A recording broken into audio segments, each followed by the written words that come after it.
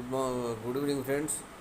ఇప్పుడు నేను చెప్పేది ఏంటంటే ఎడ్యుకేషన్ పరంగా చూసుకున్నప్పుడు ఇప్పుడు పిల్లలకి ఈ కాంపిటేటివ్ ఎగ్జామ్స్ కాకుండా ఈ వాళ్ళ స్కూల్లో జాయినింగ్ కూడా ఎంట్రన్స్ ఎగ్జామ్స్ పెడుతున్నారు. అది చాలా ఘోరమైన పరిస్థితి. ఎందుకంటే పిల్లల మానసిక వికాసం మీద దెబ్బ కొడుతున్నారు. ఇప్పుడు ఐఐటి అని ఒక బ్యాచ్ ఒకటి పెడుతున్నారు. అది కూడా అంతా హంబక్కే వారమే.